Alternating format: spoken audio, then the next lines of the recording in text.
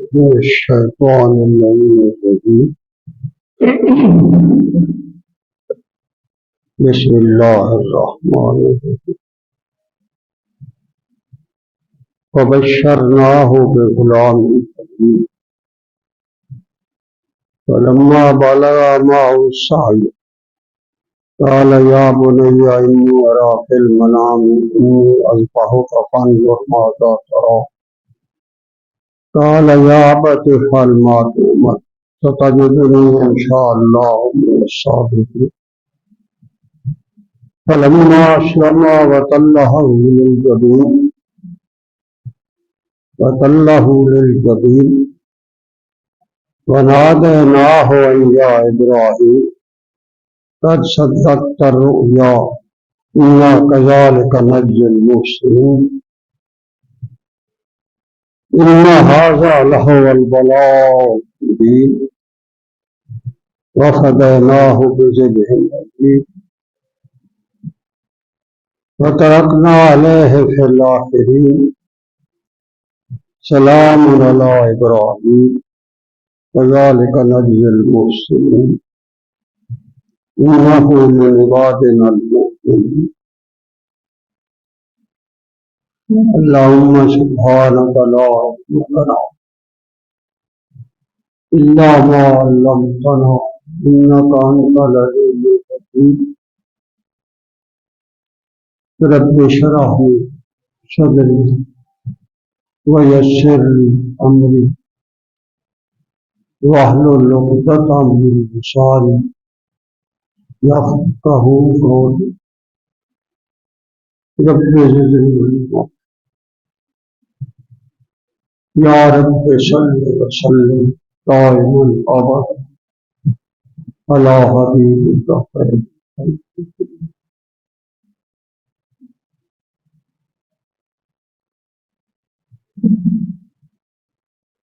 واجب الاحترام معزز حاضرین برادرین کرام، اللہ تبارک و تعالی نے انسان کو تخلیقی طور پر جو رتبہ اور جو شان، رفعت اور منزلت باقی مخلوقات کائنات پر عطا فرمائی ہے، یہ اس کا بہت بڑا احسان۔ بظاہر انسان کی تخلیق ایک حقیر مادے سے شروع، جو کپڑے پہ لگ جائے تو کپڑا پہ، جسم کے کسی حصے پر لگ جائے تو وہ پہ، اور پھر اگر یہ انسان سے خارج ہو تو خود پلی اسے پھر دوبارہ لانا پڑتا۔ مگر جب اس نے خطبہ دینے پر آیا تو اس نے انسان کو ملائکہ سے بھی بڑھ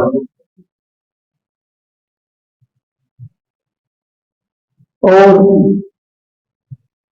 اس کو اس منزلت اور قدر اور اتنی بڑی شان اور عظمت پر قائم رہنے کے لیے وہ سب کچھ بتا دیا جو اس کے لیے ہے۔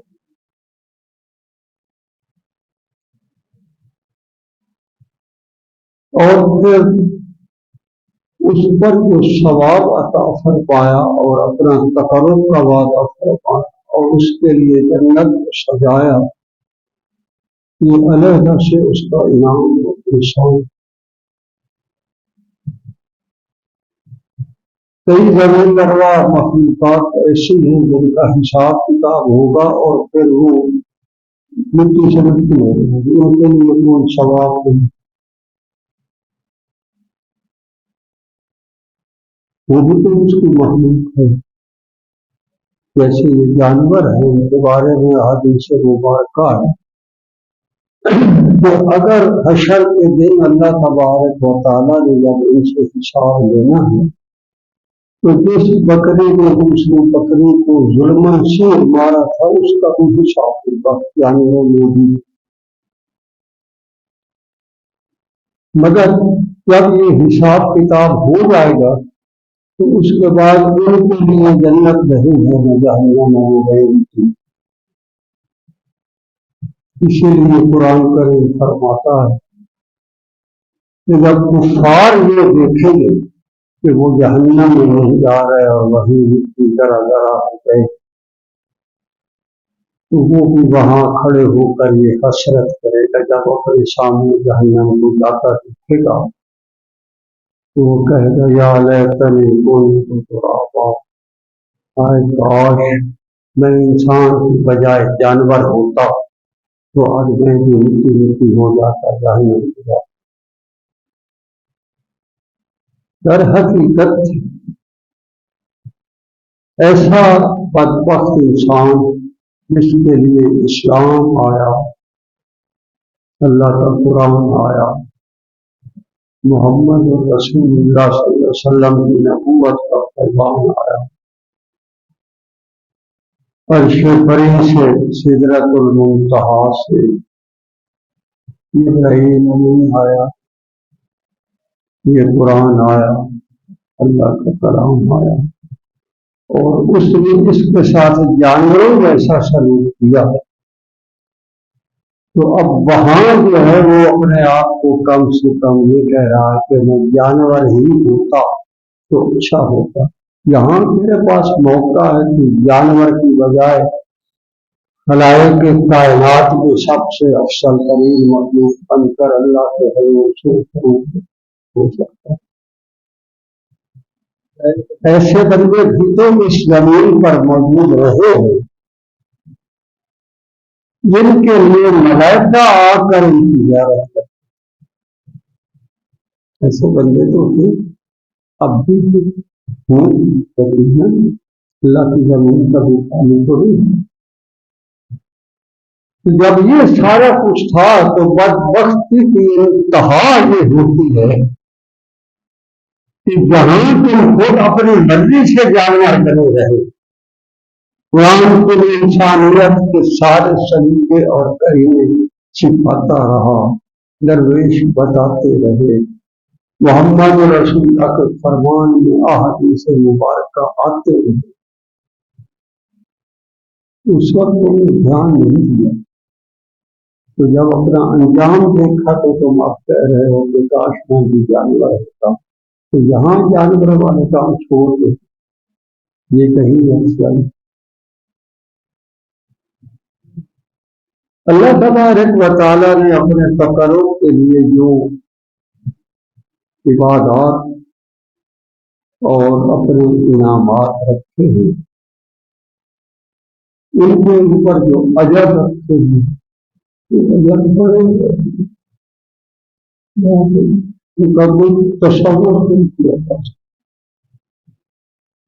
آپ صلی اللہ علیہ وسلم کا فرمان ہے کہ یہ جو جنت کی مثالیں جہاں ہم نہروں اور دودھ اور پانی اور شہد اور اس سے دے دیتے ہیں تو ہم یہ سمجھ بیٹھتے ہیں کہ جیسے یہاں کا دودھ ہے، یہاں کا پانی ہے، یہاں کا شہد ہے، شاید اسی طرح کا وہ بھی نہیں ہوگا. ایسا نہیں.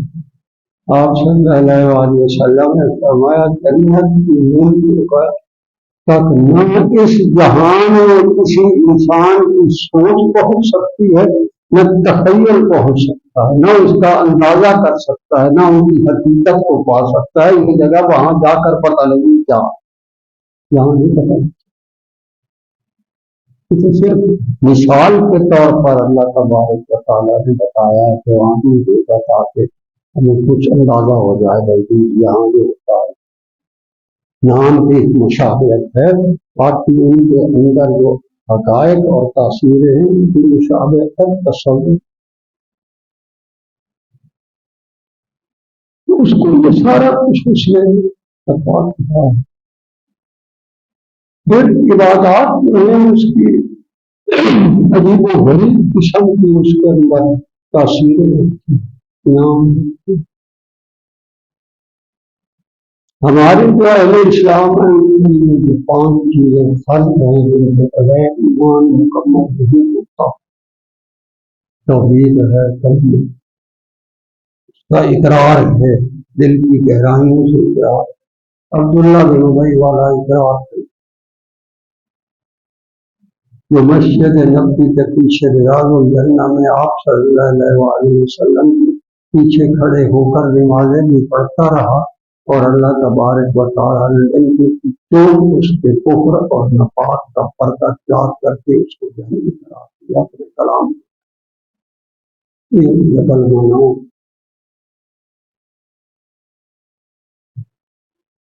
جتنی عبادات ہیں ان میں ایک عبادت ایسی ہے وہ اس نے ایک خاندان کے 3 افراد کے مقدس اور پاکیزہ حرکات و سکنات اور اداؤں کا مجموعہ بنا کر اس کو عبادت قرار دے کر اسلام کا رکن بنا دیا،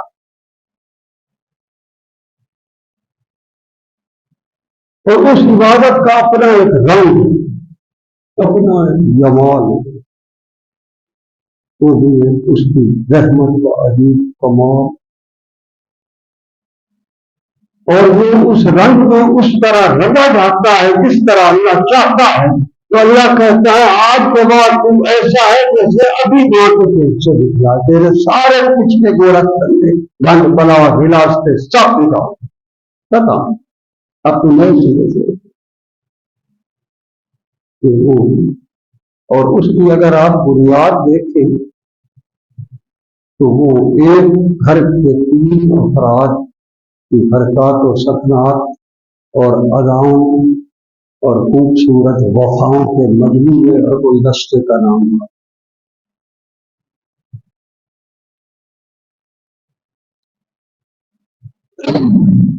اب بھی جب حاجی وہاں جاتا ہے تو جگہ تو وہی ہے، پہاڑ بھی وہی ہے، زمین بھی وہی ہے، فضائیں بھی وہی ہے، گلیاں بھی وہی ہے، مگر اگر بندے کے دل کی گہرائیوں میں ان ہستیوں کی ان اداؤں کی حقیقت وہاں جا کر بھی آشکارا نہ ہوئی تو پھر بھی زمین پر اس سے افضل تو اور کوئی زمین کا ٹکڑا ہے ہی نہیں۔ مکہ مدینے سے افضل تو کوئی زمین بنائی نہیں، بیت اللہ کے مطاف سے زیادہ تو کوئی اس کے بابر کا جگہ بنائی نہیں۔ وہاں ان ہستیوں کی زندگی گزر گئی اس بستی کے مکے، آپ صلی اللہ علیہ وسلم کی حیات طیبہ کا زیادہ حصہ تو نہیں گزرا، 63 سال میں سے 53 سال کو آپ صلی اللہ علیہ وسلم کی بستی بنی۔ حضرت اسماعیل رضی اللہ علیہ السلام معصوم بچے سے پیدا ہو کر اپنی بزرگ سے وہاں آئے اور پھر ساری زندگی وہیں رہ گئے، کم 100 سال کے لگ بھگ ان کی عمر بتاتے ہیں، وہی اسی بستی میں رہ گئے، تو کتنا وہ وہاں اس کو چلے ہوں گے، ان پہاڑوں پر ان کی نظریں پڑی ہوں گی، اس زمین پر ان کے قدموں کے نشان پڑے ہوئے، اور وہاں کی فضاؤں میں سانس لیے ان میں کتنی خوشبو اور مہک، جو وہاں جا کر ان کیفیات میں سے ہو کر آتا ہے وہ حج کرا حج پوچھتا ہوں۔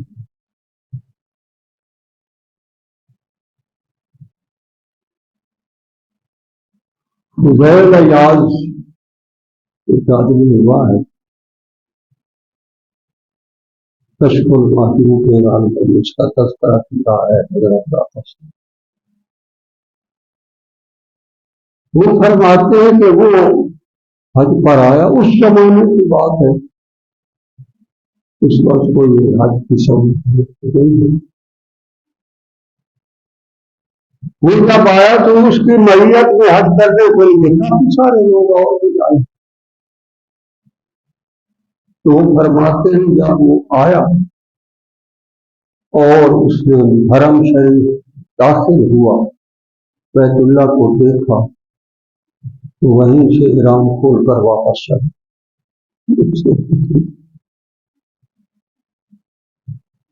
اس نے کہا حضرت یہ کیا کتنا صعوبت اور کتنی مشکل اور کتنی ہم کس طرح پہنچے ہیں اور آپ یہ کیا کر رہے ہیں؟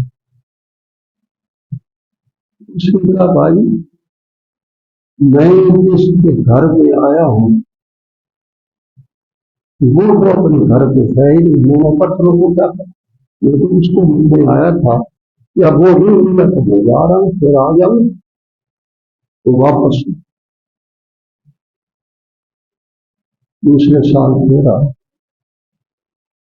یہ افسانے نہیں یہ تاریخی حقائق پھر آئے پھر اسی طرح جب بیت اللہ پر نظر پڑی پھر وہ یہیں سے ایران کو واپس چلے حضرت اب کیا ہوئی میں جس مکان کو ہم نے دیکھنے آنا تھا اس کا مکین تھا تو اندر مگر اس نے کوئی توجہ نہیں فرمائی اگر مہمان جو ہے اس کی اگر میزبان جو ہے اس کی توجہ نہیں کرتا اس کی طرف دھیان نہیں دیتا تو پھر وہ اس مہمان کو چاہیے کہ واپس چلا جائے اس کو کیا کرنا چاہتا ہے اس کو کام وہ تو توجہ نہیں دیتا وہ تو ملتا ہی نہیں وہ تو ادھر دیکھتا ہی نہیں ہم نے کیا کرنا پھر واپس تیسرے سال پھر آئے پھر جو حج کی رحمت آپ کہتے لوگوں نے پوچھا حضرت اب کیا ہے تمہارا اب وہی ہوا جو ہونا چاہیے تھا یہ اس مکان کا مکین تھا اس نے اپنے گھر کی دہلیز پہ آ کر استقبال کیا ہم چلے گئے اس کے ساتھ کر لو کچھ ان تربیات کو ہٹتے وہ فرماتے ہیں ہم رمی جمار کو جا رہے تھے ایک سائڈ پر ایک لڑکا تھا وہ کھڑا مناجات کر رہا تھا اللہ کے حضور اس کا رنگ پھیکا پڑا ہوا تھا زرد چہرے پر گرد تھا ہوش اس کے خشک تھے مشقت تھی مرجاحت تھی بھوک پیاس کا صاف پتہ لگتا تھا وہ بڑی بے خوشی کے عالم میں لاکھوں ہزاروں لوگ ہوتے تھے جو رمی جماعت کے لیے جا رہے ہوتے ہیں ہم نے دیکھا تو یہ علیحدہ سے کھڑا کوئی پتہ نہیں کیا باتیں جب ہم نے توجہ کی تو اللہ سے کہہ رہا تھا اے اللہ یہ جو مخلوق بھاگی پھر رہی ہے مجھے تو ان کا رمی جماعت پسند میں تو نہیں رہتا میں اسی کے طرف کھڑا ہوں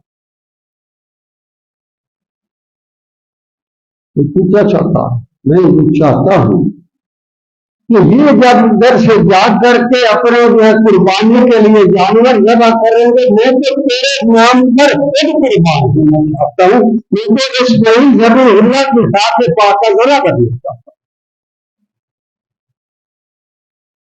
اب وہ فرماتے جب یہ مناجات کر رہا تھا تو ہمارے لیے دلچسپی کا سبب تھا ہم کھڑے ہو کر اس کی مناجات سن کر ہم بھی رمی جماعت بھول گیا اوپر سے اس کو کوئی اللہ کی طرف سے حکم آیا ہوگا اللہ نے میں نے تیری قربانی قبول کی میں مسکرایا ہنسا داؤں ہاتھ سے اپنی شہادت کی انگلی اپنی گردن پر پھیری خون کا فورا نکلا وہ گرا تڑپا حج کر اس لیے اللہ کہتا ہے حج یا عمرہ تو بھائی میرا ہے البیت کا نہیں یہ میرا میرے ساتھ کھڑے اب یہ ادائیں بڑی عجیب عجیب سستی ابراہیم خلیل اللہ علیہ الصلوۃ والسلام ایک ان کی اہلیہ اور ایک معصوم بچہ ان تینوں کی ان اداؤں کا ایک گھر کی تین افراد کا آپ اگر حرکات و سکنات کا مجموعہ دیکھیں تو اللہ نے حج بنا کر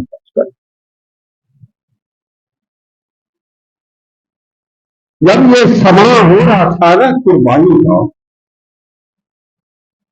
تو جبرائیل امین سے آپ صلی اللہ علیہ وسلم نے فرمایا جبرائیل کبھی کوئی ایسا واقعہ بھی ہوا ہے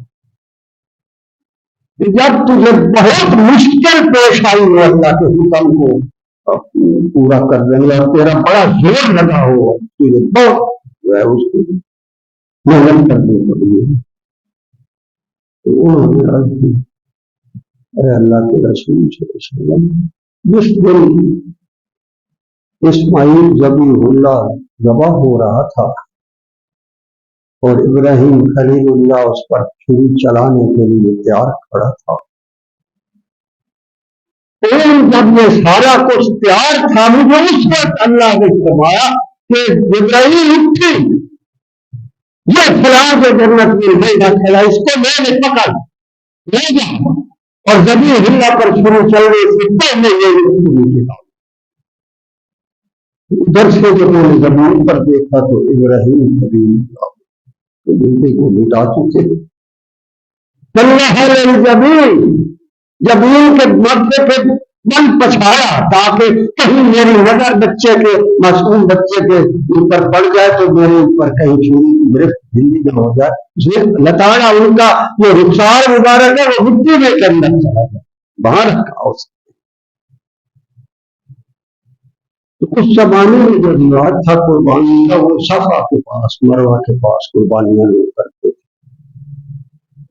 وہ کہتے جب میں نے نیچے دیکھا تو وہاں پہ بس لمحے پلتی گئے، میں نے وہاں سے بچے کو پکڑا اور وہاں سیدھا آیا، وہاں صفا پر دیکھا، وہاں تو نہیں دیکھی، میری جان نکلنے لگا، میں کہ یہ کیا ہو گیا، نہیں ہے اور ابھی ہے۔ جب میں نے دیکھا تو وہ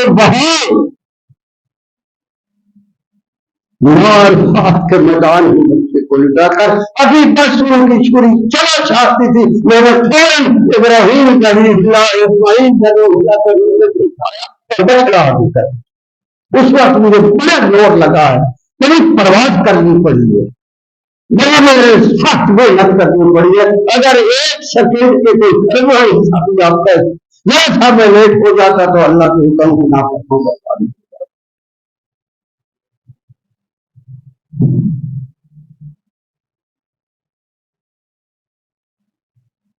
تو اللہ کہتا ہے کہ جب وہ بچہ فلما بلغ معه السعي، اب اس کے ساتھ انگلی پکڑ کر دوڑ کر، بچے جب اپنے ابو کے انگلی پکڑ کر دوڑتے ہیں اس وقت 8 9 10 11 سال 8 سے 11 سال کی عمر سمجھ آتی ہے۔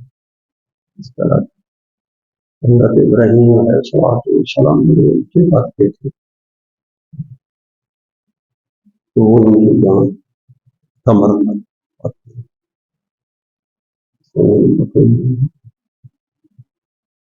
اب وہاں جا کر قربان کرنے والے اور قربان ہونے والے کے درمیان یہ بڑی عجیب و غریب مکالمہ بازی، اللہ نے وہ مکالمے بھی قرآن کی آیت بتا دی ہے، وہاں پر بیٹے تھے وہاں ہوتے،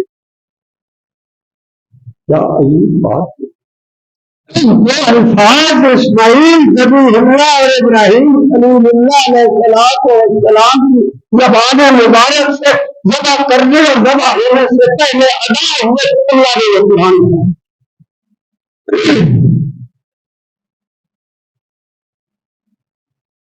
بات ہو رہی تھی تو فرمایا لا بولے بیٹا میں نے خواب دیکھا ہے، ابھی اذبحہ کا پانی گرما جاتا رہا، میں آپ کو ذبح کر رہا ہوں، آپ کی رائے کیا ہے؟ 10 11 سال 8 سال کے بچے کی رائے پوچھ رہا ہے باپ، اور کہہ یہ رہا کہ میں نے تجھے ذبح کرنا ہے، آپ کی رائے کیا ہے؟ ہم بھی تو اپنے بچوں کی تربیت کرتے، 8 10 11 سال کے بچے کو آج کسی کو بڑے سے بڑے نیک حاجی حضرت صاحب کے گھر کے بچوں کو بھی دیکھ لے، آج کے دور میں ان کی تربیت کا معیار دیکھ لے، اسلام کے حوالے سے ان کی عقل دنگ رہ جاتی ہے، یہ ہم کیا کر رہے ہیں، نوجوان نسل کے ساتھ کیا ہو رہا ہے۔ اور ایک وہ بچہ اور کہہ دیا کہ والد گرامی ہے میں تمہیں ذبح کر رہا ہوں، میں یہ دیکھتا ہوں. تو آگے سے وہ معصوم بچہ پتا کیا کہتا ہے؟ کالا یا بت ابو یا بت پال، یہ کل گزرو، چلاؤ چھری، کرو جواب. ماں تو عمر، یہ تو مجھے لگتا ہے اللہ کی طرف سے حکم ہمارا جو آپ کو ہمارا آیا کہ نبی کا تو خواب بھی وہی ہے، کرو. ستجدنی انشاءاللہ من الصابرین، انشاءاللہ مجھے آپ بہت صبر کرتے ہیں، میں اپنی گردن پر اللہ کی رضا کے لیے چھری چلوا لوں، آپ چلا دیں میری طرف سے اجازت. ادھر سے ابلیس میں حضرت حاجرہ کو تو آپ رحیم علیہ السلام نے نہیں بتایا تھا کہ جب بچے کو لے کر چلے کہ میں تیرا بیٹا ذبح کر دے گا. وہ تو اس سے کئی سال پہلے مامتا کی مائی نے اس نے صفا اور مروا کے چکر لگا کر جو ہے وہ دیکھا کہ کہیں میرا بچہ جو ہے اس کو کچھ ہو نہ جائے، پیاس اور بھوک کی وجہ سے شدت سے. آپ نے تو بتایا ہی نہیں، بس ایسے جیسے وہ گھر میں تھے کھیلتے تو آپ نے چل پڑے. ادھر سے ابلیس پہنچ گئے. کیا بیوی پتا ہے تیرا بیٹا کدھر ہے، تیرا خاوند کدھر ہے؟ ادھر تھے ابھی کہیں گئے. کیا تیرا بیٹا ذبح ہو گیا، تیرے بیٹے کو تیرا خاوند وہاں میدان میں تیرے آنکھوں سے بچا کر ذبح کر رہا ہے. کیوں کر رہا ہے؟ وہ کہتا ہے اللہ نے حکم دیا. حضرت حاجرہ فرماتی ہے میرے اللہ نے حکم دیا ہے کہ میرا خاوند میرے بیٹے کو ذبح کر لے تو اللہ کا حکم پر بتا جانتے اس کے مقابلے میں ہمارے حالات کیا پروگرام پہ بننا ہوگا تو پوچھو گے تو میں حال بکری تمام بکری ساڑھا کام کے کاروبار کے دکان پہ ہٹی کے دفتر پہ جا کے فلیٹ ٹر گیا تھا کے بعد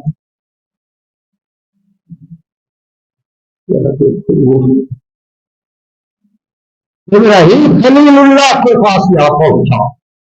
جب ادھر سے اس کو منہ پر کھلا پڑا ادھر جا پہنچا. کیوں کر رہے ہو؟ کس عمر میں اللہ نے دیا، کتنی حسرت کے بعد کتنی دعاؤں کے بعد اللہ نے دیا. تو خواب ہی ہے نا، چلو خواب تو ادھر ادھر بھی ہو جاتے ہیں، کون سی بات. اس وقت انہوں نے جو ہے وہ اٹھا کے ساتھ پتھر مارے. جہاں آج وہ بڑا جمرہ اولا کھڑا ہے وہاں مارے، پھر اس کے بعد جہاں دوسرا ہے وہاں مارے، تیسرا وہاں مارے. اسے کہا بچے کو اللہ کی سما بنا رہا. اللہ کہتا ہے اس بچے سے جب اس کے باپ نے کہا کہ یا پھل ماتے عمر، ابو کرو جو اللہ کہتا، ستجدنی انشاءاللہ من الصابرین، میں افراد کروں گا اللہ کے نام پر گواہ ہونے کے ساتھ.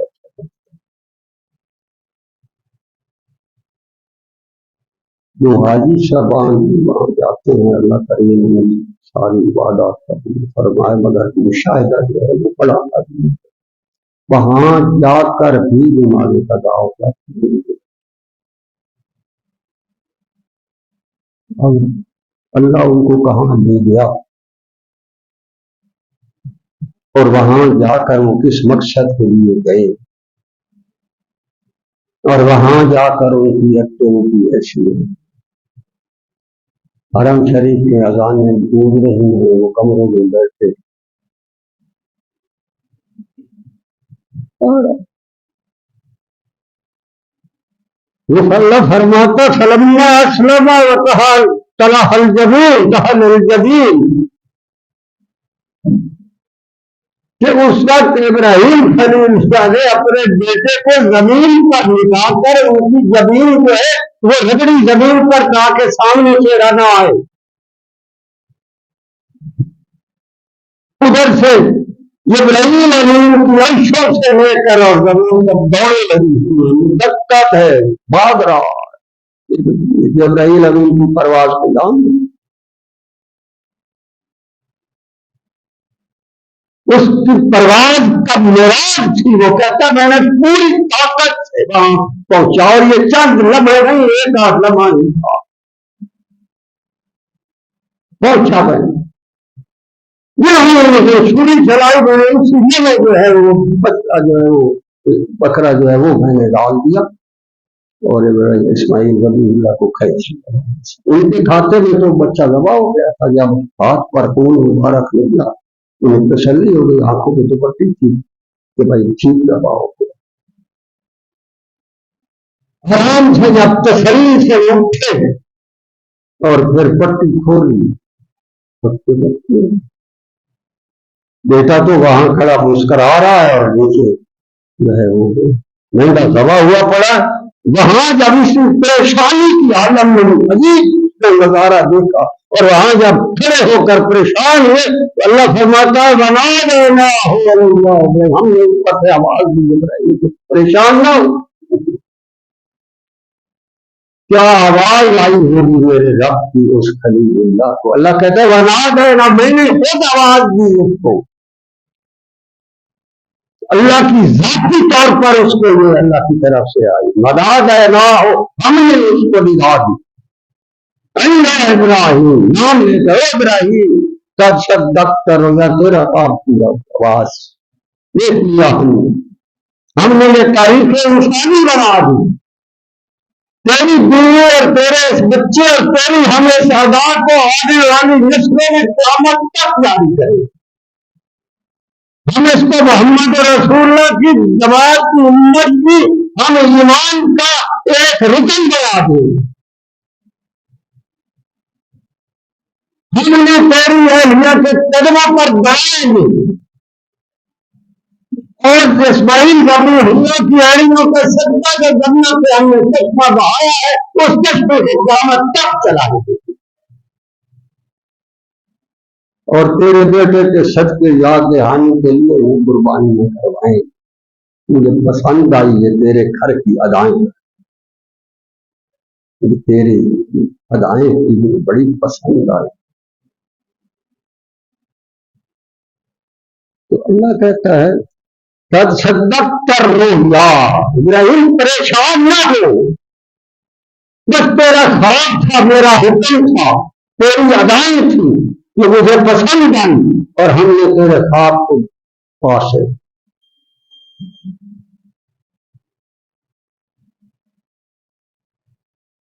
عجیب بات ہے کہ ہم نے ابراہیم کو بڑی آزمائشوں میں ڈالا جو ہم بتا رہا, اور پھر اللہ خود فرماتا ہے جتنی بھی ہم نے آزمائشوں میں ڈالا وہ ساری آزمائشوں میں 100% ہماری مرضی کے مطابق سے ہوا. اور پھر اللہ فرماتا ہے وَنَادَيْنَاهُ إِلَّا إِبْرَاهِيمَ قَدْ صَدَّقْتَ الرُّؤْيَا إِنَّا كَذَلِكَ نَجْزِي الْمُحْسِنِينَ. ہم ایسے پیارے اور ایسے بہترین اور اپنے حکموں کے ماننے والے اور اپنے دل کی گہرائیوں سے میری ذات کے اوپر اپنے بچوں کو, اپنے گھر کو, اپنے بابروں کو نشاور کرنے والوں کو ہم پورے ایسے ہی نہ کرتے. نہ كذلك نجزي المحسنين, اسی طرح دیا کرتے. ہم نے کیا دیا اسلام کو, باقی باتیں تو چھوڑ دیں. روزمرہ کی جس زندگی میں ہم رہتے ہیں جہاں اسلام کے ساتھ کیا کر رہے ہیں, ہم تو آج اس کو قابل عمل ہی نہیں. بابے کی جمہوریت کے 73 کا عیسائیوں کو تو کوئی پوچھتا ہی. ہمارے پاس کیا کریں گے آگے جا کر. اللہ فرما رہے جو ہم نے ابراہیم پر ڈال. اگر انہیں ایک لمحے کے برائے لیے بھی پتہ چل جاتا کہ جو کچھ میں کرنے لگا انہیں ہینا ہوانا دوسرے وبا جو ہے وہ میرے ہونا ہے تو وہ پھر اتنے سارے پھر قربانی کیا یہ تو ڈرامہ بن جاتا. اللہ نے وہ ایک لمحے کے لیے بھی یہ نہیں پتہ لگنے دیا کہ تم وہ کر رہے ہو، ہونا کیا ہے آگے عملی طور پر.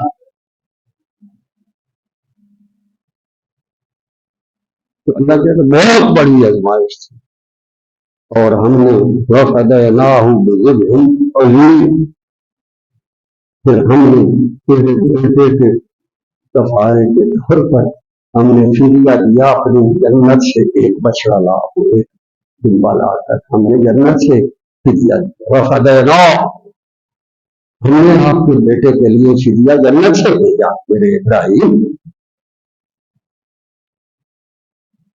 بعض لوگ کہتے ہیں کہ جب یہ بعد میں چلتا چلتا یہ بچڑے کے جو سیر تھے وہ قریش مکہ نے تبرک کے طور پر رکھے ہوئے تھے، اور وہ پھر بیت اللہ کے اندر انہوں نے لگائے ہوئے تھے. پھر جب ایک دفعہ بیت اللہ کو گرا کر نئی عمارت بنانے لگے تو پھر کہیں کبھی پہلے تھی لوگ زیارت کرتے تھے اس مہنگے کی جو جنت سے آیا. وَفَدَيْنَاهُ بِذِبْحٍ عَظِيمٍ فَتَرَكْنَا عَلَيْهِ فِي الْآخِرِينَ. ہمیں یہ ادائیں اتنی پسند آئی کہ ہم نے اس کو آج میں آنے والوں کے لیے فرض اور واجب کر دیا.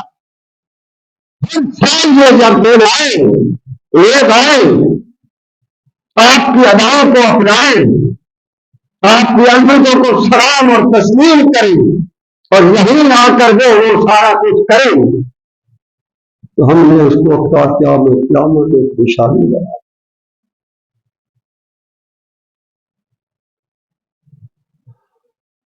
اور فرمایا یہ ساری بات بتا کے پھر فرمایا سلام علی ابراہیم، ابراہیم میری طرف سلام ہونے کو. سبحان اللہ. نیکوں کی جب قدر کرتا ہے تو پھر اسی طرح سلام علی ابراہیم، سلام ہو میرے ابراہیم کے میری طرف.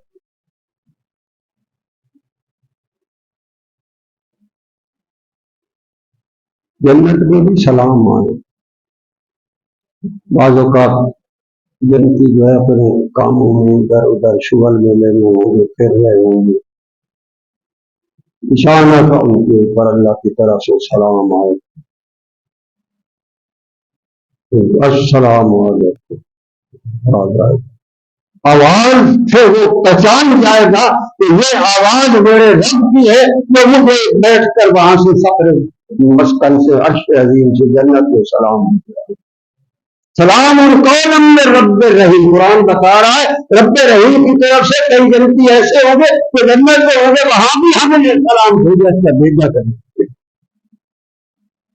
کبھی ملائکہ کے ذریعے سلام آتے، فرشتوں کی ڈیوٹی لگتی ہے میرے بندے کو جاؤ میرا سلام دیا. کبھی پھر سلام قولا من رب الرحیم، خود بھی اس کے سلام بھیجے گے. تو اللہ کہتا ہے سلام علی ابراہیم، ابراہیم جب سے آیا ہے اور جب تک یہ جہان رہے گا اللہ کی طرف سے اس پر سلام ہے.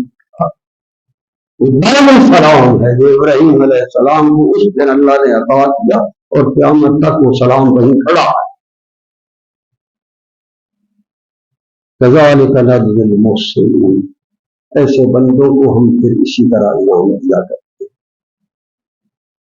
جو ہمارے ساتھ اس طرح کی محبتوں کے ادائیں کرتے ہیں، ہم کو اسی طرح ثواب دیا کرتے ہیں. اللہ تبارک و تعالیٰ ہمیں ابراہیم علیہ السلام کی سنت مبارکہ پر ایسا عمل کرنے کی توفیق عطا فرمائے، اس کے نتیجے میں اللہ کریم ہمارے بھی ساری عبادات کو قبول فرمائے اور گناہوں سے توبہ کی توفیق عطا فرمائے، اور عظیم عظیم کے دنیا وغیرہ عطا فرمائے. جزاک اللہ خیر. سنتے ہیں